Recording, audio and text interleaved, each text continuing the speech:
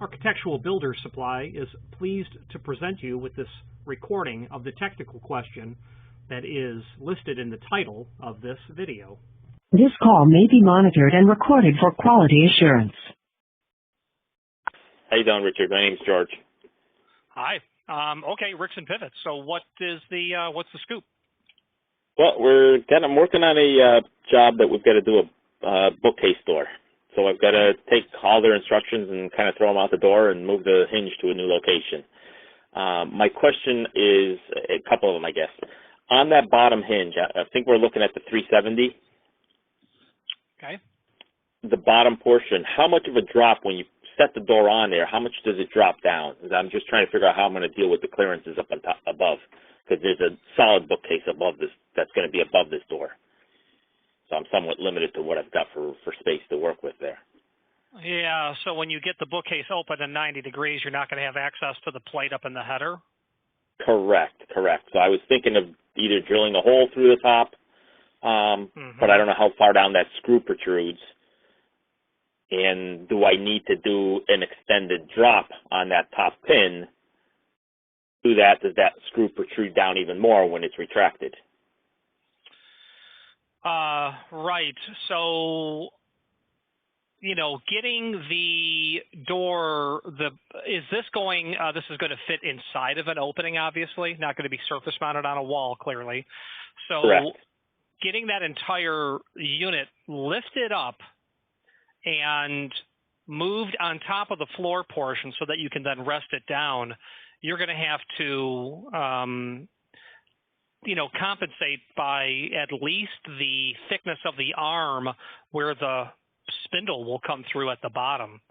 I would think at that point you'll have an unusual gap at the top, but the concept of drilling a hole through the top of the cabinet for access is not only going to serve your needs to get it in, but in 15 years, if they got to take it down, that's the way to go. Right. Then you'd have access to be able to get it out also if you ever need to. Yeah. How far down does that? I guess my question, looking at their drawings here, I can't see where that dimension is. How far down that door drops into that bearing? Yeah, I hear you. And I don't have that here either. That portion of the arm, but let's take a look.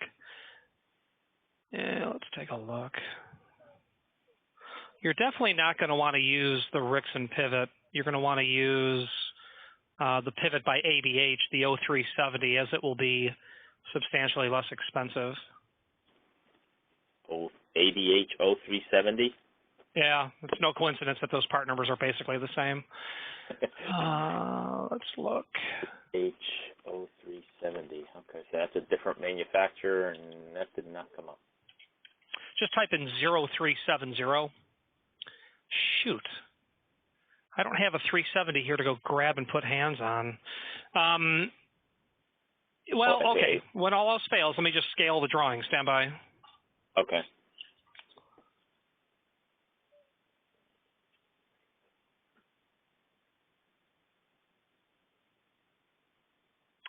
Well, the real question becomes is how far into the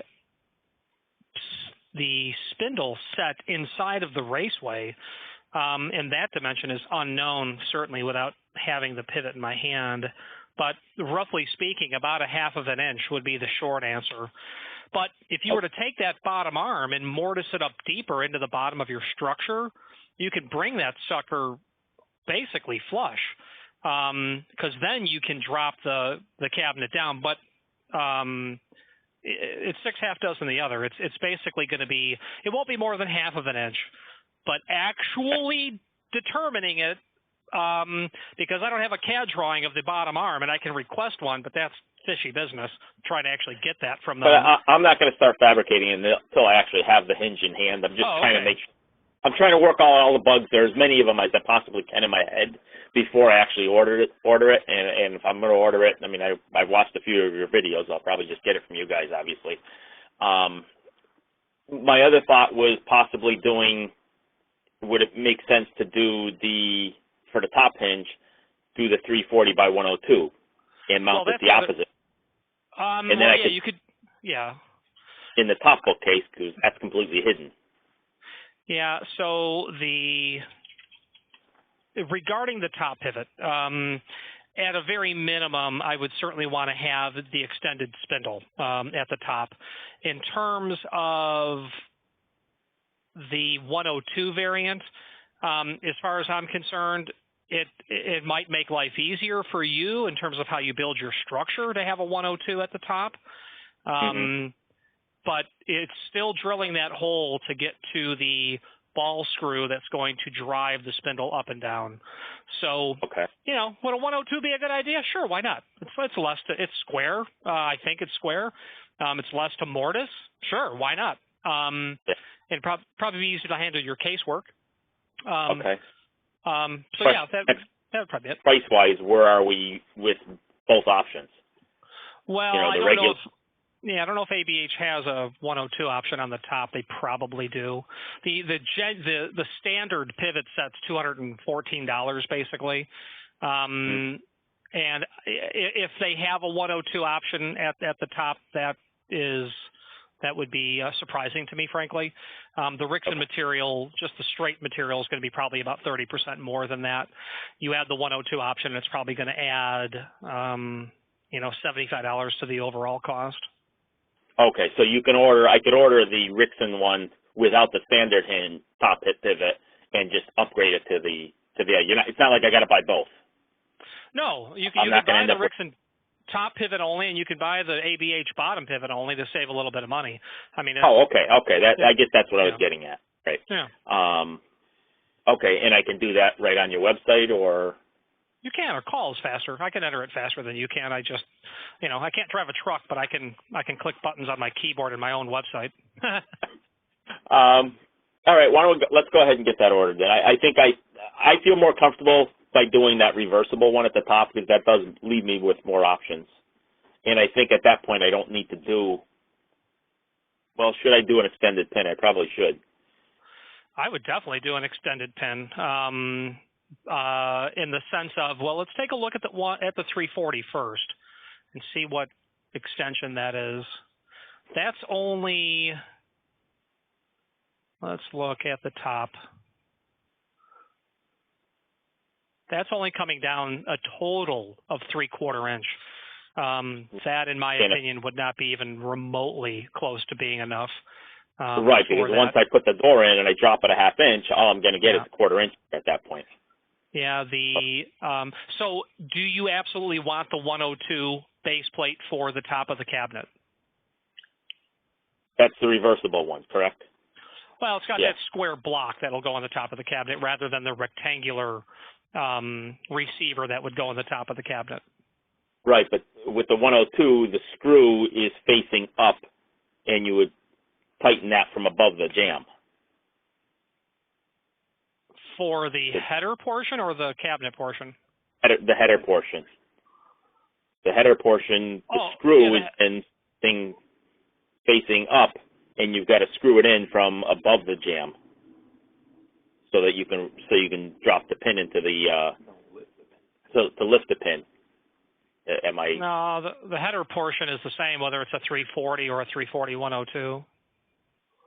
The only thing that changes is the block, the shape of the door port or the cabinet portion in this case. Oh, I thought I was going to be mounting it opposite. The pin would actually be. Yeah, I don't see. The screw is meant to be accessed from the underside of what would be the header. How you would manipulate the screw to throw the spindle, if you had access to the body, you could probably just do that with your thumb and forefinger. Well, no, the separate bookcase above the moving one, I guess, above the door portion, so I could access it through there if the screw is facing up, and that would throw the pin. By tightening the screw, raise the pin up. But right. No, that won't work. Yeah, and that screw is accessed from where the faceplate would be. If you were to, I was imagining that you would drill a hole in the lower cabinet through the top portion of the cabinet to get, your screwdriver onto that screw. Right. Okay. All right. I think I'm gonna have to work out a few more bugs. Now I'm drawing a blank here on what I was envisioning. So let me make sure that all works, and then I'll give you a buzz back. Yeah, absolutely. Yeah, let me stare at this. Well, okay, I understand. So they're showing it installed either way. You could put the square block up on the header. Okay, ultimately, yeah. So you could flip that over. I normally see the block will be mounted on the header, and then off whatever that dimension is to where that screw is, I can drill a hole through the header so that I have access to that screw that's in the door, and then that'll throw the coming from the top down. Oh, okay, yeah. I'm with you. Absolutely. That would absolutely serve the same purpose, and actually be more elegant because there's less of a chance of obviously seeing the hole. Right. And that can be extended, that pin also? Well, you'd be going with the 345 at that point. The length of the 340 pin is fixed. However, yeah, it's not going to be enough. You're going to need, the question becomes is the 102 portion of it compatible with the earthquake version of the top pivot, which is the 345, and that gives you a substantially longer throw. On their catalog, I'm looking on the Alpha Abloy thing. It does say that it's available with longer than standard pivot pins. Well, that's true. They call it the 345. Yep. The 340 by 102. Yeah, absolutely. The question is I can't tell you absolutely that the longer pin is compatible with the 102. So what I'd like to do is obviously confirm that. Okay.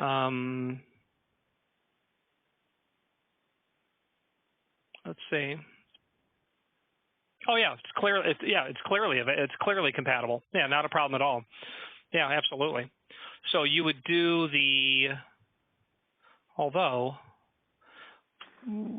yeah, 340, 102. How much? I would think you'd want to go with the maximum length on the pin, the 3/4 inch.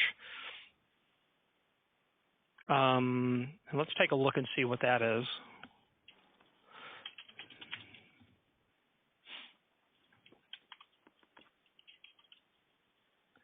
Okay.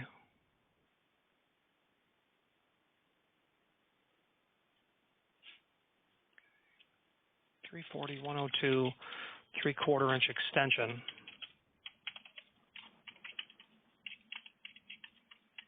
And obviously the finish isn't going to matter there.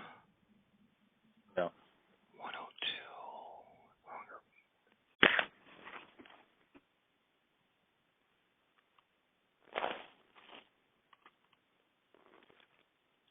370. Extended, okay.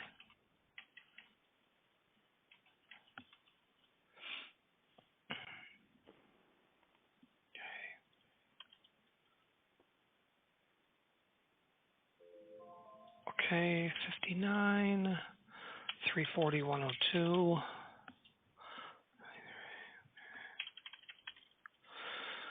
Then an 0370.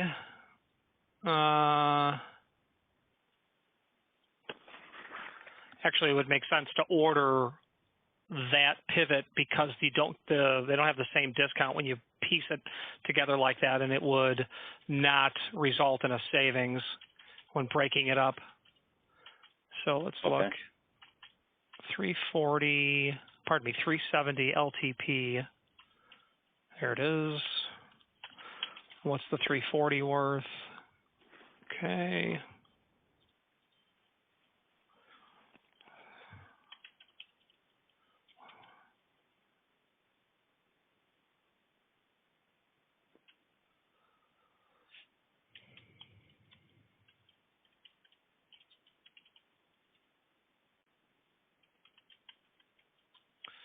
Okay, so a 340 with the 102 block with the 3/4 inch extension and the 370 at the bottom is $448.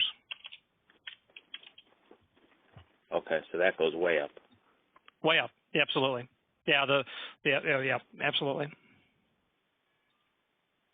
Okay. And if I just did the standard 370 with the regular hinge extended?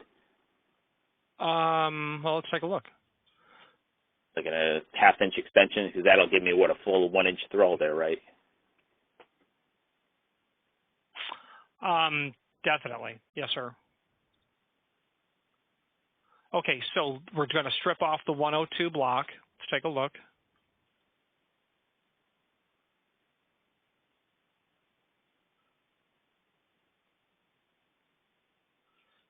$70. The problem is they don't give a huge deduct for less the top pivot. Mm-hmm. That's the issue. The 370 alone is $270. The 370 with the standard 340 top pivot. Okay. And then it's a little bit more for the extension, right? If you add the extension, it's $59. Okay. And it's about 20% less expensive to do that same thing by ABH. Now, ABH, as far as quality? So when one's a 370, the other's an 0370. The guy that was there's Mike Wells, and then there was the guy who started ABH as the engineers at Rixson back in the 80s. And the other guy who left started ABH, and him and his son run it now and have been since for at least 25 years. If you did the Pepsi challenge, you would not know what you were drinking. It's literally identical. Literally. Basically the same hinge. It is and identical. Yeah. They'll do an extended top hinge also? Yeah, most definitely. Okay, so what are we looking at on that one, you said? Okay. The 0370 with the half-inch extension on the top is $273. That's what it is. Okay. The only thing with them is they're going to need every bit of 1 to 2 weeks to manufacture that.